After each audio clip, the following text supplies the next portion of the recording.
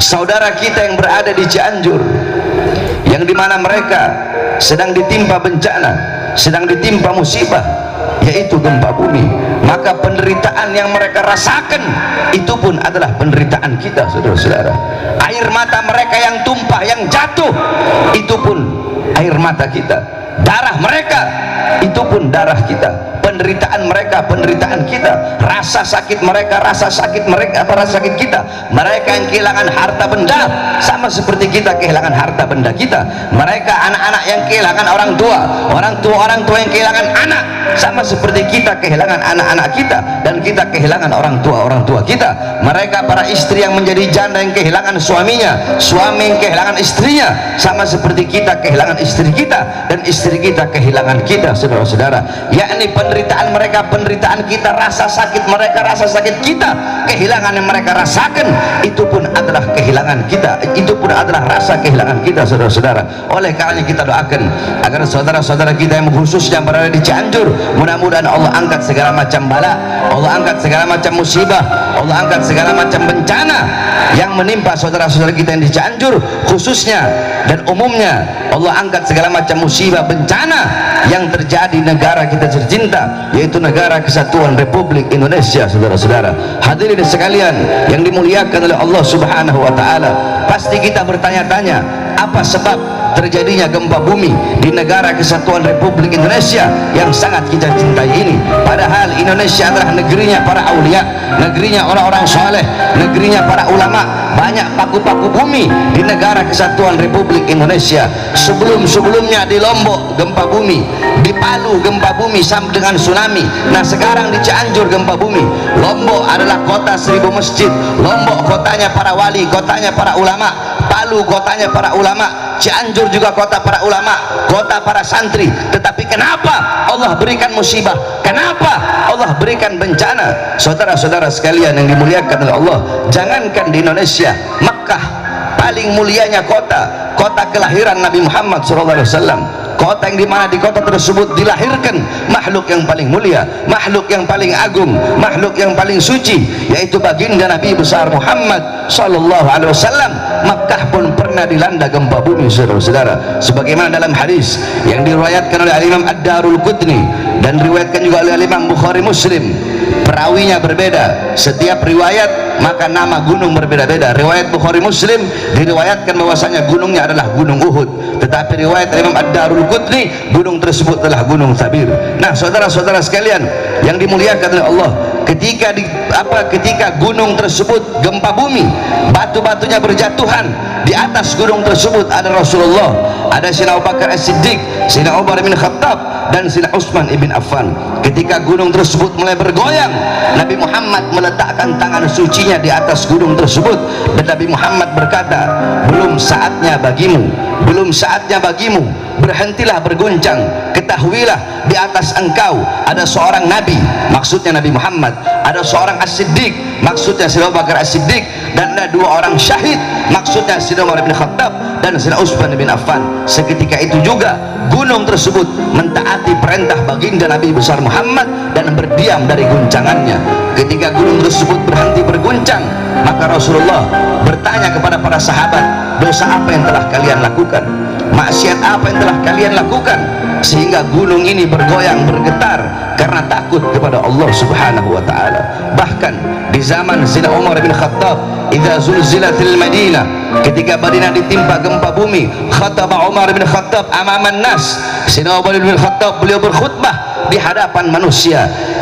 Asra'tum wa ahdastum, kata beliau, sungguh cepat kalian, sungguh cepat apa yang kalian lakukan, sungguh cepat apa yang kalian perbuat, sehingga yang kalian lakukan dan kalian perbuat mengundang bencana dari Allah, yaitu gempa bumi. Kata beliau, wallah, demi Allah, apabila besok ada gempa susulan, demi Allah, aku tidak lagi ingin tinggal dengan kalian, aku akan lari dan tidak akan tinggal bersama kalian.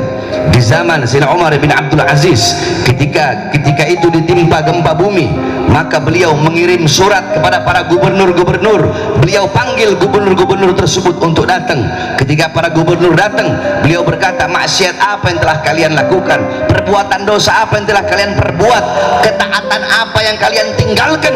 Sungguh demi Allah, ini Allah tegur kita semua. Oleh karenanya, keluarkan harta kalian di jalan Allah Subhanahu wa taala untuk menghilangkan segala macam bala, musibah dan bencana. Seketika itu pun beliau memerintahkan para gubernur untuk mengeluarkan hartanya di jalan Allah Subhanahu wa taala.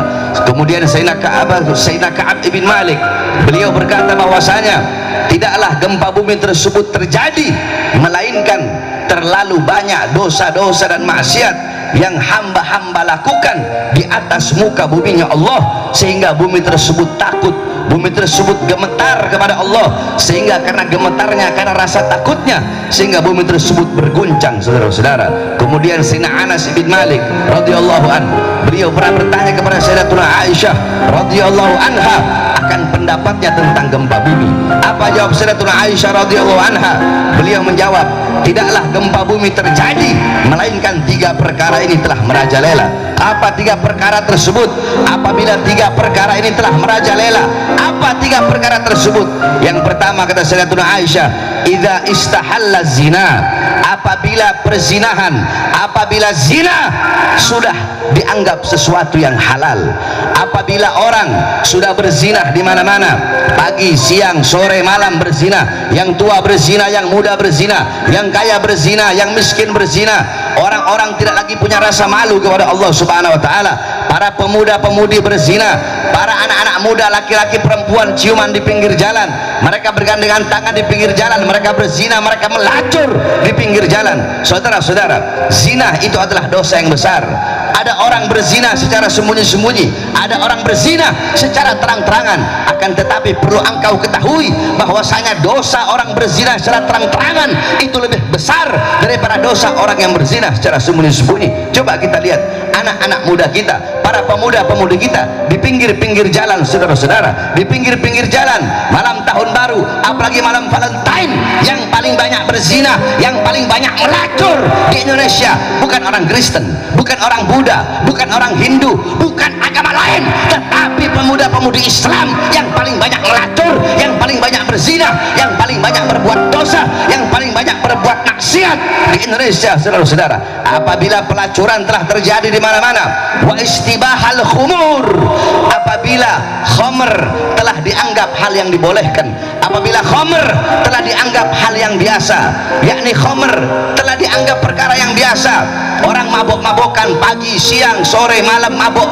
yang tua mabok, yang muda mabok, yang kaya mabok, yang miskin mabok, narkoba di mana-mana, mabok di mana-mana, khamr di mana-mana, di pinggir jalan orang menenteng minuman keras, tidak lagi punya rasa malu. Khamr bukan lagi hal yang tabu, seakan-akan minuman keras tersebut, seakan-akan minuman syaitan tersebut adalah perkara yang dihalalkan, saudara-saudara.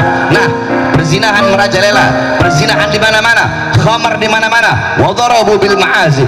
Kemudian orang-orang mulai memainkan musik-musik yang membuat lupa kepada Allah Subhanahu wa taala. Saya perhatikan orang-orang zaman sekarang, pagi, siang, sore, malam sibuk dengan handphonenya, saudara-saudara. Alhamdulillah, saya bersyukur kepada Allah, udah 1 bulan ini semenjak saya sakit, saya tinggalkan handphone. Saya tidak mau sibuk megang handphone, saudara-saudara. Orang seluruh Indonesia WhatsApp saya tidak ada saya buka, tidak ada saya baca. Saya mulai meninggalkan handphone.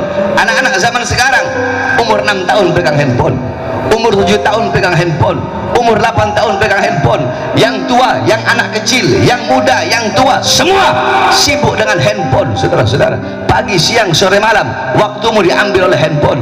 Handphone menjadikan engkau jauh dari Allah, handphone menjadikan engkau jauh dari Rasulullah. Memang betul handphone sesuatu yang bagus, handphone membawa manfaat, tetapi saya perhatikan banyak orang-orang sekarang handphone lebih banyak membawa mudarat, TikTok dan YouTube segala macam.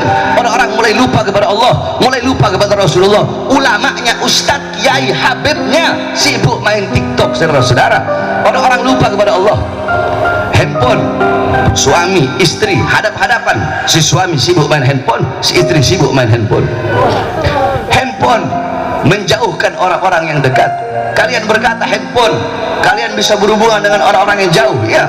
kalian bisa berhubungan dengan orang-orang yang jauh, akan tetapi handphone bisa menjauhkan suami dengan istri, menjauhkan orang tua dengan anak, dan anak dengan orang tuanya. Ini yang terjadi, saudara-saudara. Musik-musik membuat lupa dan lalai kepada Allah. Orkes di mana-mana. Kalian sibuk dengan handphone kalian memutar musik-musik yang membuat lupa dan lalai